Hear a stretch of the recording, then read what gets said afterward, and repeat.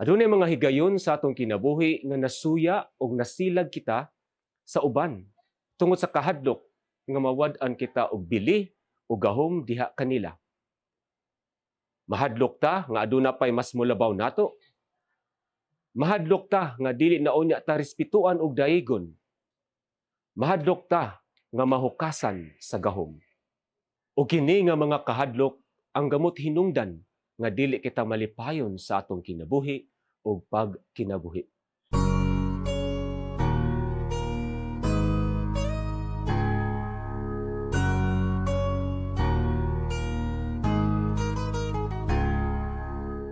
Unsa bay gamot hinungdan niining kasuya o kasilag nato ngadto sa uban? Maayong adlaw mga igsoon ko diyan ni Kristo. Ako si Noel Arcelon, Center for Religious Education Faculty sa University of San Jose, Recoletos. Niining palandong nato karon, atong hinuklogan sa makadiyot ang tataw nga mensahe diha sa Ebanghelyo ni San Juan mahitungod sa kasuya sa mga pariseo ug mga kadagkuan sa mga pari ngadto kang Kristo. Og kining kasuya ang nagtukmod kanila tungod sa tumang kasilag nga way sama. Og diha sa kasilag naglaraw sila sa pagpatay kang Kristo. Kasuya, kasilag. Diha sa Ebanghelyo ni San Juan naghisgot kung pasagdan ta siya ang tanan mutuo kaniya.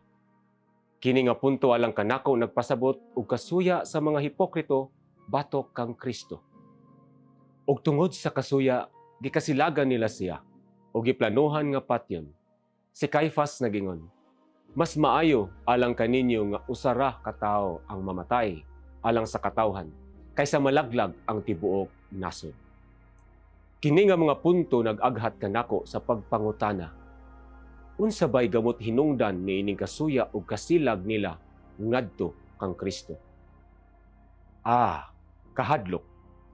Nahadlok ang mga parisiyo ug ang mga kadagkuan sa mga pari nga kung pasagdan nila si Kristo, ang tanan mutuo kaniya ug moabot ang mga Romanhon ug gun-ubon nila ang templo ug ang tibuok nasod. Kahadlok. Kahadlok nga mawad-an silang bili o gahom.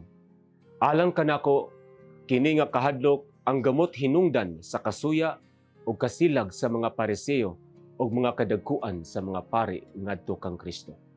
Kahadlok nga mawad-an og bili o gahom dinhi sa kalibutan.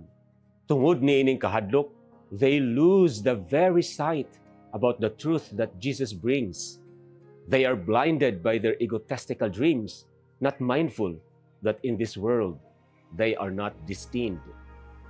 That this world has to be redeemed. Sayang kaayo ang higayon nga makahimo unta sila og maayo nga relasyon diha ni Kristo. Tungod lagi kay nakaon sila sa ilang kahadlok og garbo. Atong hinuklogan mga igsuon ko diha ni Kristo nga kita usab mga parisiyo sa kasamtangan nga panahon. Adunay mga higayon sa atong kinabuhi nga nasuya og nasilag kita sa uban tungod sa kahadlok nga mawad-an kita og bili o gahom diha kanila. Mahadlok ta nga aduna pay mas molabaw nato.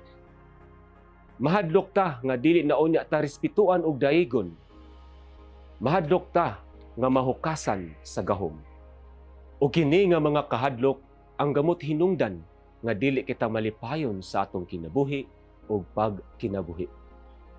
Mausab kini ang hinungdan nga maguba ang atong relasyon ngadto sa uban, ilabi na atong relasyon sa Ginoo. Tungod sa kahadlok, dili nato makita ang gugmas sa Ginoo. Hinunua, tungod sa tumang kasuya o kasilag, makaako na hinuon kita paglaraw sa pagpatay, sama sa mga parisiyo o mga kadagkuan sa mga pari sa panahon ni Kristo. Sa pagpadayon nato niining panahon sa Kwaresma, atong hinumduman sa kanunay, kining tulo ka punto.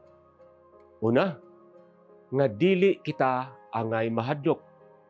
Matod pa sa miagi nga Santo Papa Juan Paulo II, santos na karon, siya nag-ingon, we should not be afraid because we have been redeemed by God. Giluwas na kita sa Ginoo mga igsuon ko diha ni Kristo. Unsa pa may atong kahadlukan. Angay lang nga dili na kita masuya og masilag ngadto sa uban. Ikaduha, nga lumalabay lamang kita dinhi sa kalibutan. Ang atong mga paningkamot ug damgo sa kinabuhi nga makabaton og bili o gahom dinhi sa kalibutan, temporaryo lamang. Hinunua maningkamot kita nga makabaton sa kinabuhing dayon human kita mopanaw niining kalibutana. Ikatulo, nga mobalik na kita sa Ginoo. Tungod sa kasuya ug kasilag gikan sa atong mga kahadlok, naguba nato ang atong maayo nga relasyon sa Ginoo. Atong hinumduman sa kanunay, we are redeemed by God, my brothers and sisters. We give what is due then for God. Ang pagbalik diya sa Ginoo dili lamang pagbayad sa kaluwasan nga atong nadawat gikan kaniya.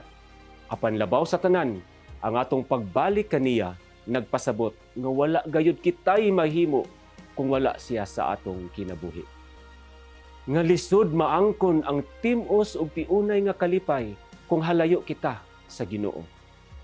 Kay siya raman ang tuburan sa tanan ug wala nay lain pa. Hinaot pa unta.